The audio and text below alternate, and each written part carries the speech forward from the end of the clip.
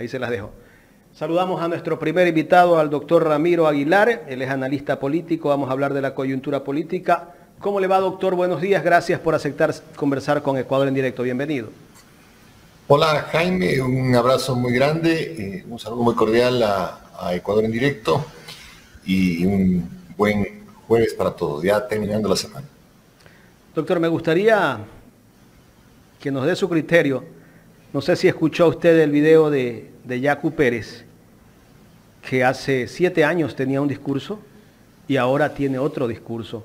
¿Cómo analizar a estos políticos que van por el país diciendo una cosa y después dicen otra? Lo que pasa es que la política en el Ecuador se ha transformado en un álbum de cromos. O sea, hay un casillero vacío en la papeleta y los movimientos políticos que desgraciadamente por un error del sistema de partidos en el Ecuador abundan, tienen que llenar con cromos esas casillas en blanco. Y claro, hay gente que es experta en querer ser cromo, que es lo que le pasa a Yacu Pérez. Yacu Pérez quiere ser cromo y entonces a Yacu Pérez le da igual ser candidato de cualquier movimiento político, pero desde luego tiene que ajustar su discurso al movimiento político o al entorno político que tiene. Y no solamente le pasa a Yacu, le pasa a Herbas, le pasa a Topic, le pasa a Soler Hosder, es decir, ajustan el discurso. Ponen el ritmo de la canción, si ustedes quieren, al son de los que están bailando o los que creen que van a bailar con ellos. Esto de hay que tener una casita, 3 casitas, 4 casitas, el agüita, esto de que hay que ser emprendedor, y son a la final, Jaime, palabras vacías. Yo espero, y lo he dicho reiteradamente, de Yacu y de cualquier otro candidato o candidata a la presidencia de la República, que me diga, oiga, usted va a tener un gobierno de 1 año, 6 meses. 1 año, 6 meses. En ese año, 6 meses necesito que me diga cuál es su equipo, cuál es su cronograma y cuál es su plan de acción para los problemas del país. Fin del cuento. No me interesa la 1 casita, 2 casitas, 3 casitas, si el hombre anda en sandalias, si viste la túnica de Cristo, si anda con un traje Hugo Boss, no me interesa. Lo que me interesa es saber cuáles son sus políticas públicas, cuál es su plan de acción, cuál es su equipo y cuál es su cronograma, porque compadre tiene año, 6 meses. Y lamentablemente no encuentro, Jaime, en todas las campañas, estos 3 elementos: equipo, plan de acción y cronograma. Correcto. Doctor, y ahora Yacu Pérez tiene una postura que el petróleo que está en el Yasuní Teté tiene que quedar bajo tierra. Él habla de cuidar el agua, pero no nos hablan cómo sacar al país de la crisis económica. En 18 meses, ¿qué van a hacer? ¿Qué van a hacer con el sector agrario o la agricultura de este país? Solo andan con un discurso que para mí, ese discurso no resuelve los problemas. Aquí los problemas que tiene el país son problemas profundos. Hay otro que habla solo de denunciología. Denunciando y escándalos se resuelven los problemas, pero no nos dicen cómo van a hacer para sacar a este país adelante. No existe una propuesta clara. Y además no hay que olvidar que vamos a entrar también en el debate de la consulta popular, que se va a votar el mismo día de la elección presidencial. Y creo que hay que echarle mucha cabeza también a la consulta popular. Yo creo que el Ecuador debe definir muy claramente si quiere ser un país extractivista o no quiere ser un país extractivista. El Ecuador debe definir claramente si quiere tener un discurso real en términos de la conservación del ambiente o si es un discurso falaz, un discurso ramplón. El Ecuador debe definir claramente de dónde va a comer, para ser más gráfico, de dónde va a comer, el día en que deje de caer la última gota del último pozo petrolero del Ecuador. En la década del presidente Correa se habló mucho del cambio de la matriz productiva, que en concepto era válido, es decir, es esto, ¿no? ¿De qué va a vivir el Ecuador el día en que deje de caer la última gota del último pozo petrolero? Pero se enfocó mucho la década del expresidente Correa en el cambio de la matriz energética. y lo hizo bien. Es decir, el Ecuador tiene hidroeléctricas, tiene electricidad. Se enfocó mucho en el tema de la vialidad, que después fue destrozada, porque la vialidad hay que construir y hay que mantener. Pero un poco el concepto del correísmo era: hay que crear la infraestructura para volvernos un país competitivo. Ahora bien, el siguiente paso es, ok, ¿competitivo en qué? ¿Voy a exportar servicios? ¿Voy a exportar productos agropecuarios? ¿Voy a extraer recursos del suelo? ¿Voy a hacer minería? ¿Qué voy a hacer? Eso es fundamental, no es una consulta menor, es una consulta muy, muy importante. Y vemos que el ministro de Energía, el señor Santos Dalví, ha salido a decir que con el aire puro y pajaritos no se comen. Sí, claro, pero un territorio asolado, destruido, tampoco sirve. Mire, la minería ilegal, por ejemplo, Jaime, son palas mecánicas que van caminando rodando sobre sí mismas, desbrozando con la mano de la pala mecánica lo que encuentran. Es un desastre total. Y hacen exploración ilegal en recursos mineros con una altísima contaminación. El Perú ha tenido una posición muy fuerte en la zona de frontera con el Ecuador para reprimir y destruir los asentamientos mineros ilegales. ¿Y quién es el primero que sale a defender eso? El señor Salvador Quispe. Entonces hay que entender también que el movimiento indígena y varios dirigentes indígenas tienen intereses mineros en este país. Intereses mineros. Y hay otros que no los tienen.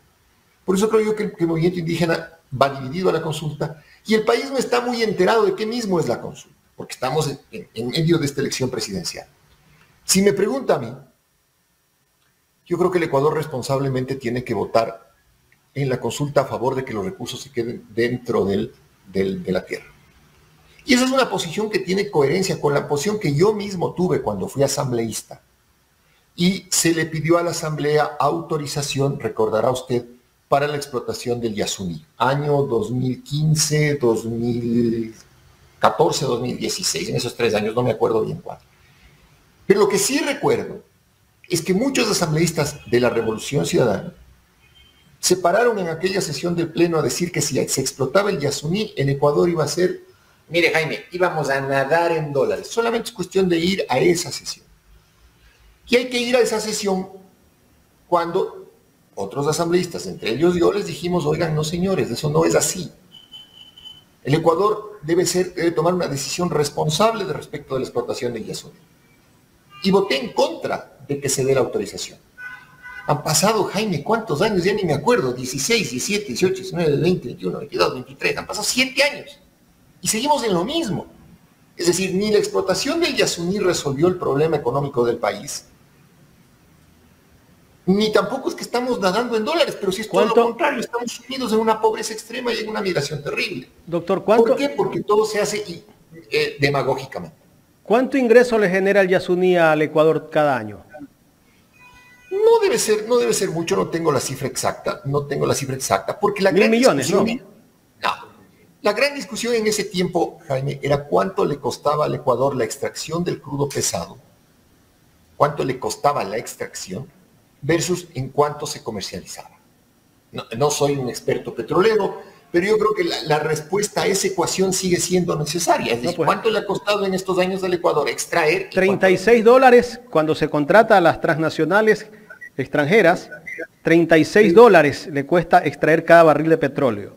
Pero cuando se contrata a Petroecuador cuesta $17 cada barril. Pero hay que ver si es que la diferencia es también con el crudo pesado, porque el crudo pesado necesita un proceso de extracción un poco más complejo.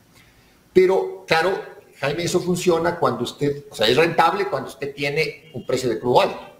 Cuando el precio de crudo baja, eso no es rentable y vivimos casi en este drama pérdida a veces. Exactamente.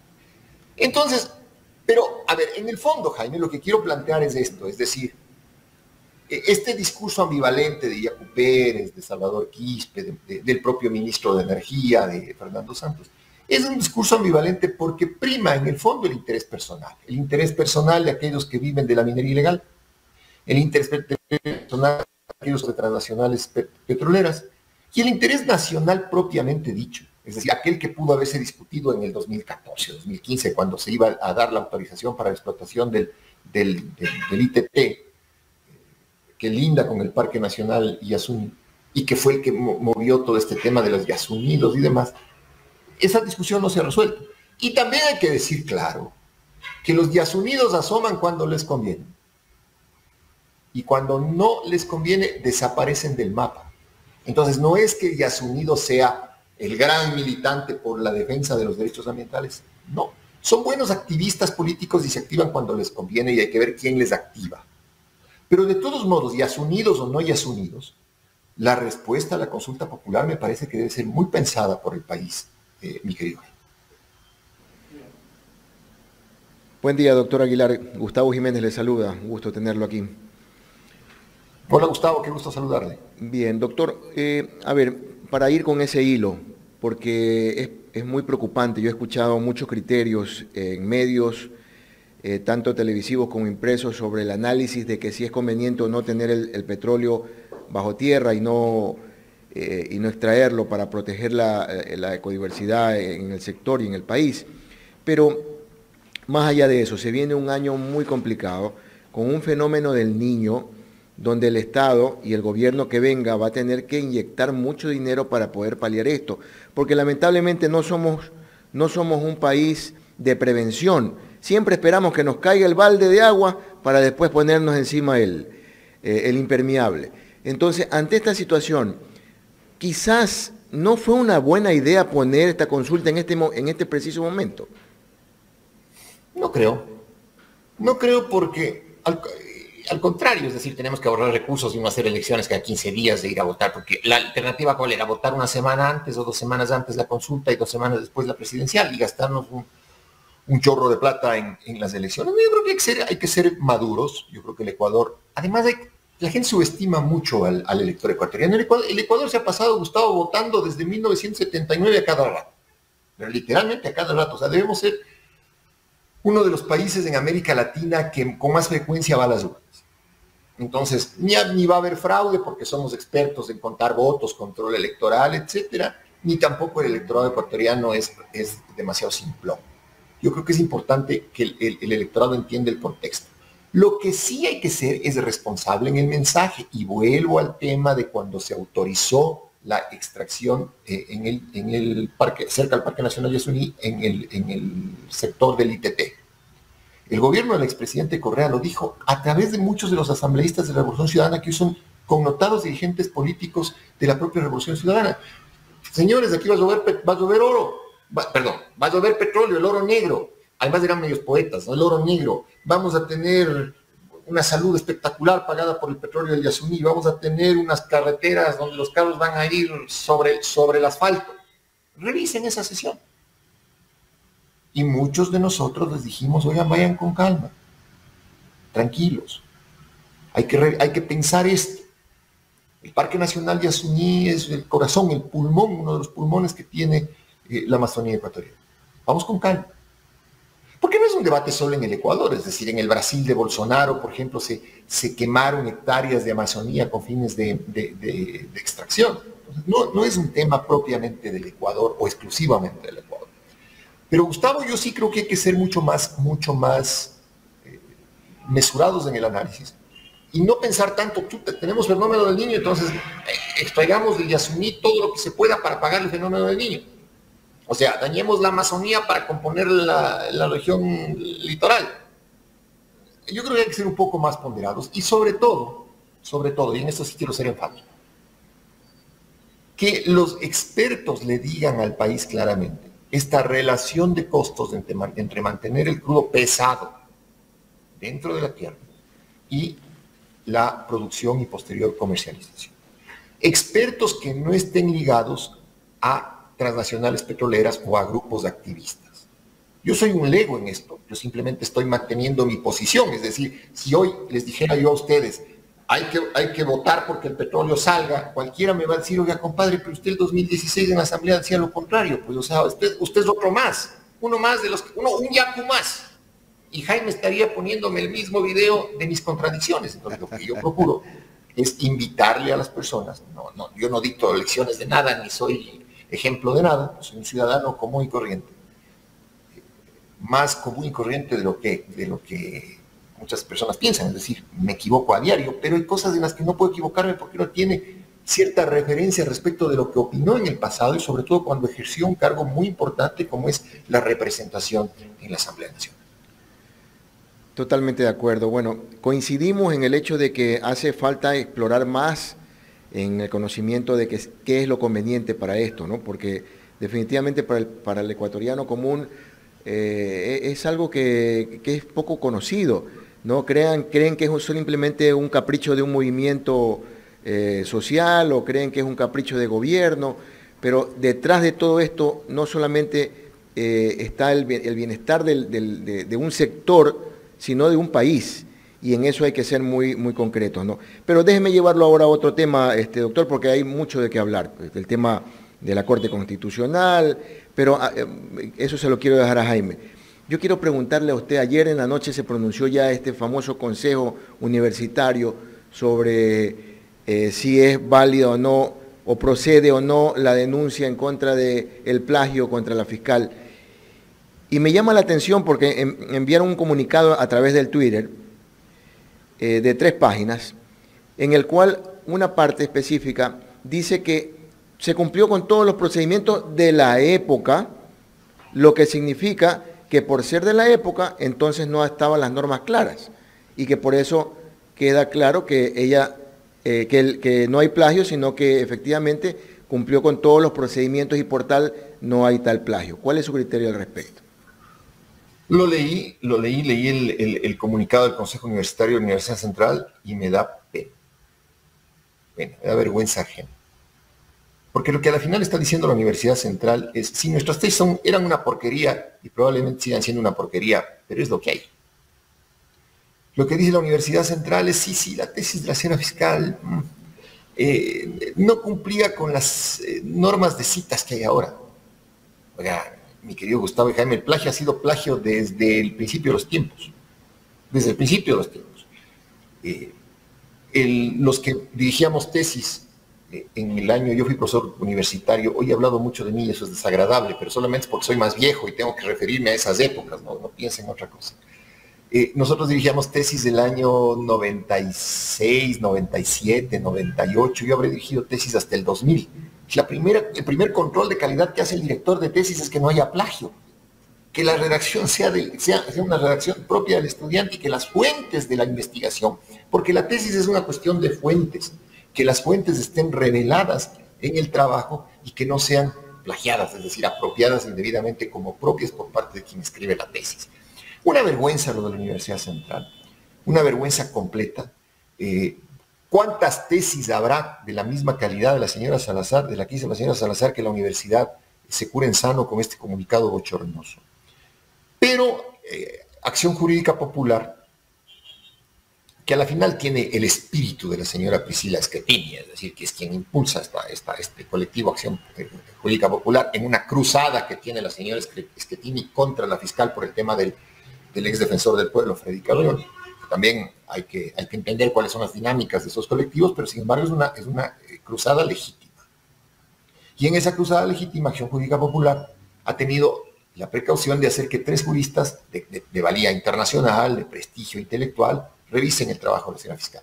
El resultado de eso, para efectos prácticos, no va a servir para nada, porque la que valida el trabajo de la señora fiscal es la Universidad Central. Si para la Central, para el rector Sempertegui, el trabajo es perfecto, pues es perfecto y se cierra el cuento. Pero para efectos de validación política, es decir, para el juicio político que debe enfrentar la señora fiscal ineludiblemente con la posesión de la nueva asamblea, es importantísimo este peritaje académico que van a hacer Carbonell y otros juristas de postín.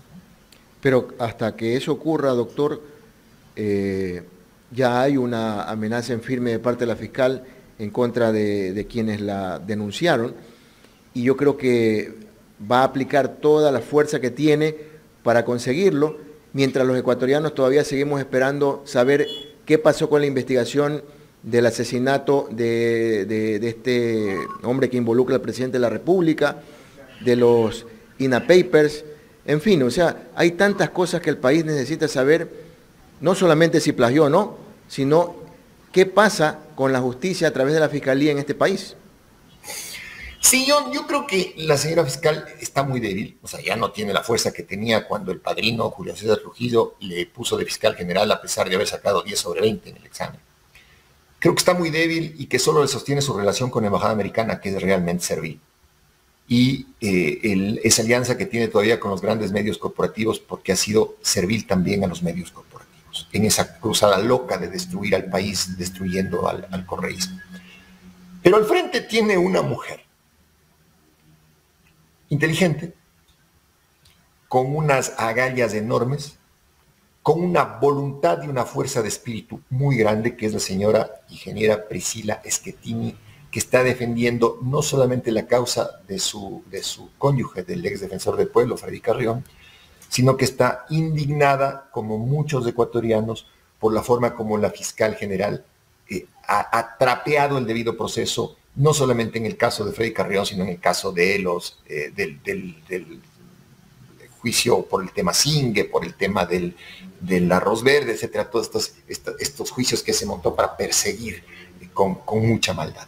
Entonces, frente a la extrema maldad de la señora fiscal Diana Salazar, hay del otro lado una extrema voluntad, una fuerza de espíritu y una convicción militante de la señora Priscila Schettini y de las personas que le acompañan en Acción Jurídica Popular. Me parece que está ahí la señora Angélica Porras y alguien más. Entonces, no es hueso fácil de roer Acción Jurídica Popular, que además está ejerciendo un derecho legítimo establecido en la Constitución, que es el derecho a combatir la corrupción desde la participación ciudadana, desde los colectivos, que la Constitución garantiza sus derechos en función de buscar transparencia en la gestión pública y en la prestación del servicio público. Entonces, en este enfrentamiento Acción Jurídica Popular, Priscila Schettini versus Diana Salazar, si yo tendría que poner las fichas en la mesa, se las pongo todas a la señora Schettini. Todas se las pongo a la señora Schettini.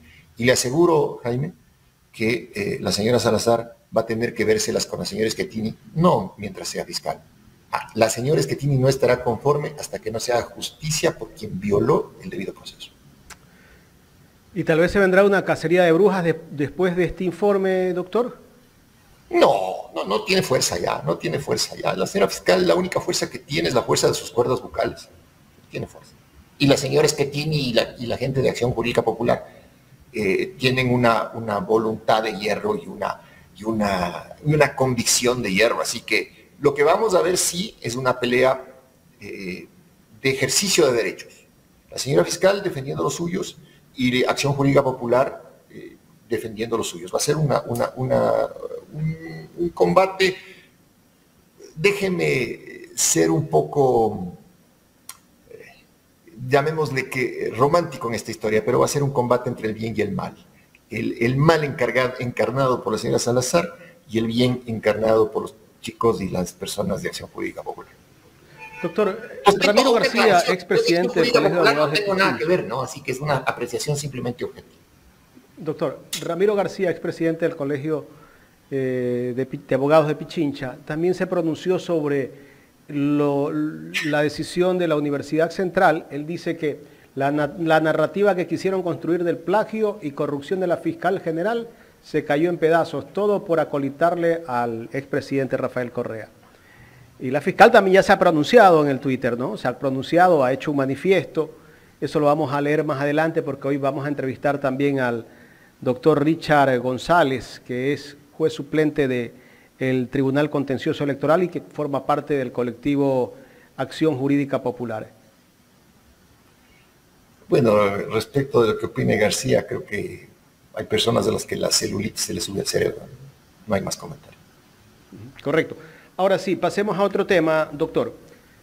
El presidente de la República ha calificado como una corte obstruccionista la Corte Constitucional. Llama la atención porque hasta hace poco el presidente de la República siempre estaba de acuerdo con los fallos que emitía la Corte Constitucional. Resulta que después de que se fue a juicio político, como que ya no le iba cayendo bien. ¿Por qué la Corte Constitucional toma una cierta distancia, lo podemos ver así en este momento, del gobierno? Es que no toma distancia del gobierno, Jaime. La Corte Constitucional está cumpliendo su papel. ¿Y cuál es el papel de la Corte Constitucional en ausencia de Asamblea Nacional cuando tiene que emitir informe de admisibilidad de los decretos económicos urgentes? O sea, no es un checklist formal de decir, sí, está bien escrito el texto, los verbos están bien conjugados, los adverbios están bien usados, los adjetivos coinciden. No, no, no. La Corte Constitucional debe hacer un análisis en función de lo que la Constitución de Montecristi, la Constitución de 2008, diseñó como una estructura económica del Estado. No hay que olvidar que en la Constitución de Montecristi están diseñados los principios de política económica del país. Y entonces, si yo tengo que hacer una lectura constitucional de un decreto económico urgente, la lectura que está haciendo la Corte es una lectura correcta. Introducir el proyecto de ley económico urgente o de decreto ley económico urgente presentado por Lasso a un tamiz en donde se revise que no haya violación de ninguna de las normas constitucionales previstas en la Constitución. Así que no es cierto que le competa solo al presidente de la República establecer si un proyecto de decreto ley es urgente y si es económico. Vaya tontería. Porque en funciones la Asamblea Nacional. En funciones la Asamblea Nacional le puede decir, señor presidente, yo le rechazo el proyecto de ley porque ni es económico ni es urgente. No hay Asamblea Nacional y entonces la Corte Constitucional tiene que asumir, desde luego, no trasladar el debate legislativo al seno del tribunal, pero sí en el debate propiamente tribunalicio, discutir si las normas que están en el proyecto de ley económico urgente tienen o no sindéresis con el resto de la estructura económica constitucional que contiene la propia Constitución. Entonces no se trata aquí de decir simplemente sí, preste el proyecto de ley, yo le apruebo, si no es la firma de un recibo. Pero Lasso vuelve a caer en ridículo cuando manda la carta a la Corte Constitucional, porque además, ¿qué es la carta, Jaime? La carta es un ayayay de Lasso nomás. Ayayay, chuta ayayay. Eso es lo que hace Lasso, quejarse, gritar. Delicadito. ¿Por qué? Porque no tiene ninguna significación, ninguna incidencia en términos de valor normativo, una carta que le manda el presidente a la Corte Constitucional. ¿Qué tiene incidencia? Los proyectos de decreto que manda el presidente y desde luego el debate al interior de la Corte respecto de la admisibilidad y el pronunciamiento de la Corte. Doctor, ¿y cómo queda ese discurso del canciller que emitió hace unos 4 días atrás a NTN en Colombia, diciendo que están viviendo una especie de luna de miel el gobierno en este momento que no tiene Asamblea Nacional? ¿Por qué no hay obstrucción? Y resulta que ahora dice el presidente que la Corte le obstruye. Bueno, el canciller debe opinar sobre sus asuntos, ¿no? El canciller debe opinar sobre asuntos de política internacional. Supongo que de eso sí sabe, o al menos es de esperarse que sepa. No, ni siquiera sé quién es el canciller, no lo conozco. Pero no he leído nada escrito por el canciller sobre política internacional. O sea, el hombre está ahí porque es de los que le quedaron a Lasso para sentarse en los puestos del gabinete. Pero decir que el Ecuador vive una luna de miel cuando hay un proceso de guerra urbana en el Ecuador y una violencia de todos los días y desastres naturales. Hay palabras que uno debería usar, que son muy duras, que el lenguaje nos deja usar, pero que la estética de la comunicación y lo políticamente correcto impiden que se use, mi querido Jaime. Pero pongan a las declaraciones del canciller todos los adjetivos calificativos peyorativos que hay en el diccionario y esas son las que se merecen. Doctor, la última. Paco Moncayo renuncia al cargo de consejero de seguridad del gobierno nacional. Dice que ya cumplió con su trabajo. Entiendo yo que cuando uno cumple con algo es porque se solucionó el problema. La gran pregunta es, ¿se solucionó el problema de inseguridad en el país? No, pues el señor Paco Moncayo regresa a su jubilación y creo que la gran queja de él era que le estaban haciendo trabajar en horario de oficina, es decir, de 8 a 5. También me parece a mí que Paco Moncayo ha tenido un declive político muy fuerte, porque Paco Moncayo, quien haga un balance de su vida, y además es interesante que el Ecuador comience a escribir sobre sus protagonistas políticos. Paco Moncayo está sin duda en los anales de la historia del país con derecho propio como héroe nacional por haber comandado el teatro de operaciones en la guerra al Cenepa del 95. Paco Moncayo está en los anales de la ciudad de Quito por haber sido alcalde de Quito 2 veces. Y el resto de Paco Moncayo es para el olvido. Yo creo que dicen los rumanos que a veces hay que abrazar un árbol de cicuta para que la cicuta termine borrando los malos recuerdos. Los buenos y los malos, dicen los rumanos. Así que yo creo que Paco Moncayo, si tuviera una alternativa, tendría que abrazar un árbol de cicuta para que le borren estos malos recuerdos y se quede con los buenos recuerdos, el héroe nacional y el alcalde de Quito. Bueno, y en la renuncia también pone que todos los problemas que tiene el país es culpa del correísmo o de Correa, otro de los que culpa a Correa. Y aparte habla que el correísmo está actuando de una manera antidemocrática. Y la gran pregunta es, cuando él fue comandante de las Fuerzas Armadas, ¿quién permitió que derroquen a Bucaram? No solo eso, sino que además el correísmo ha venido ganando y la Revolución Ciudadana ha venido ganando elección tras elección con una montaña de votos.